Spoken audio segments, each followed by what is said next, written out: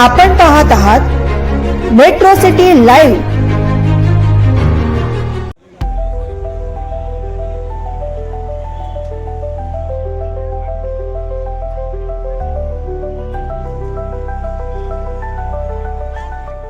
नाशिक शहरात उद्या होणाऱ्या महानगरपालिका निवडणुका आणि त्यानंतरची मतमोजणी प्रक्रिया पूर्णतः सुरक्षित वातावरणात पार पडणार आहे। कायदा व सुव्यवस्थेचा कोणताही प्रश्न निर्माण होऊ नये यासाठी नाशिक पोलीस प्रशासन पूर्णपणे सज्ज आहे।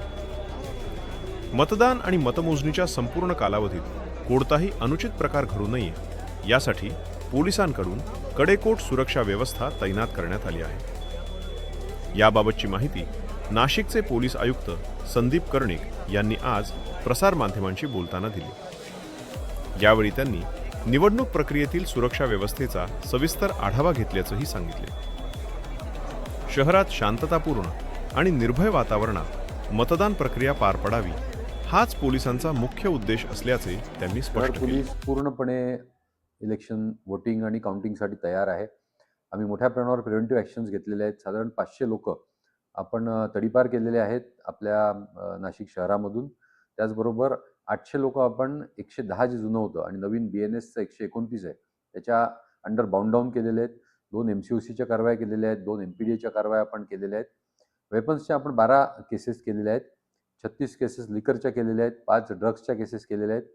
पूर्णपणे कुठेही काही अनुचित प्रकार घडू नये याच्यासाठी आपण जे सेन्सिटिव्ह एरियाज आहेत आणि क्रिटिकल बूथ आहेत त्यांचा प्रॉपर ॲनालिसिस करून त्यांना आपण मॅप केलेले आहेत। त्या मॅपिंग्समध्ये साधारण आपण 111 सेक्टर पेट्रोलिंगसाठी व्हेकल्स लावत आहे। त्याचबरोबर 36 स्ट्रायकिंग फोर्सेस हे क्राईम ब्रांचचे असणार आहेत आणि लोकल पोलीस स्टेशन्सचे असणार आहेत। कुठल्याही अनुचित प्रकार जर घडला तर आपण 5 ते 7 मिनिटांमध्ये त्या ठिकाणी पोहोचू शकतो अशा प्रकारचं नियोजन नाशिक पोलिसांनी केलेलं आहे। त्याचबरोबर आमचे जे सर्व अधिकारी आहेत, बाहेरून आलेलं मनुष्यबळ आहे, साधारण 10 ACP DCPs, 220 आमचे अधिकारी, 2600 ते 700 अंमलदार, 1800 होमगार्ड्स आणि 2 कंपन्या SRPFच्या या नाशिक शहर पोलिसनी डिप्लॉय केलेल्या आहेत नाशिक शहरामध्ये।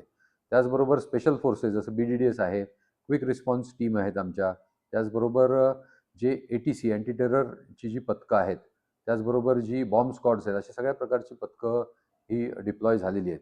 येणारं इलेक्शन, येणारे 2 दिवस जे आहेत हे अतिशय चांगलं नियोजन राहील। नागरिकांना माझी विनंती आणि आव्हान आहे की आपणही 100% मतदान करावं आणि आपलं मत जे आहे, जो आपला अधिकार आहे आणि जो आपली कर्तव्य पण आहे ते आपण बजवावं।